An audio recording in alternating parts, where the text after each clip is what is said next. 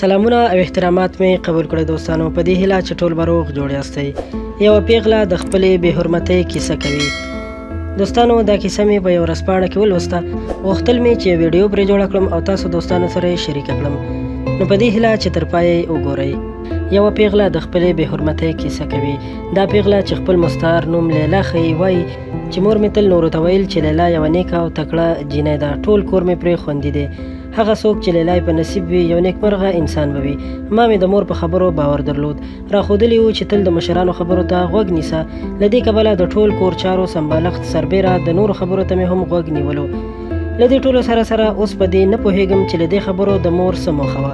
یوه ورځ د فیض آباد په زاړه ښار کې یو ګاونډي مې وویل چې لورګانې ټولې په ښوونځي کې دي او مېرمنه یې ناروغه ده. له ما یې وغوښتل چې هغه ورځ د لورګانو تر راتګ یې له مېرمنې ساتنه او خدمت وکړم. هوا ګرمه وه. دغه سړی چې مستعار نوم یې اسحاق وښودل شو ویل له ما وغوښتل چې له هغه بل اطاق نه سړې اوبه راوړم.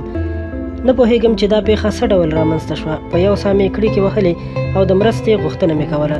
ان څو ځلې مې هغې ناروغې مېرمنې ته هم نارې وکړې، خو خبره له خبرې تېره شوې وه. زما نازک بدن د اسحاق ځواکمنو منګولو کې راګیر شوی و، او کله مې چې په بدن یو ډول تودوخه او د وینې څاڅکي احساس کړل، هېڅ باور مې نه کېده. دا هر څه راته د یو ویرونکي خوب په څېر و.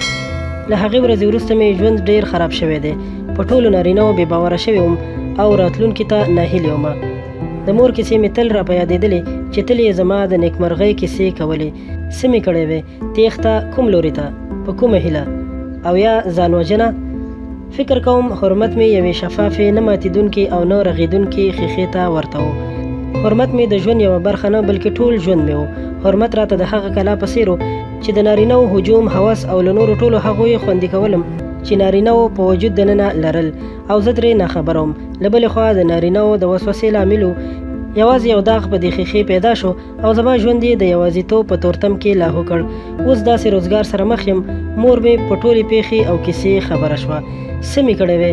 امیندواره شوم او نور مې د کیسې پټولو توان نه درلودو، او حتی د هیڅ چا په وس کې نه وه. ولې باید په دې توګه د ټولو هغو خطاو او زیانونو تاوان ورکړو چې هیڅکله یې مرتکب شوي نه یو؟ نه پوهېږم د عدالت تحقیق او د اسحاق محکمه به هغه څه چې له لاسه مې ورکړي بیرته ترلاسه کړم.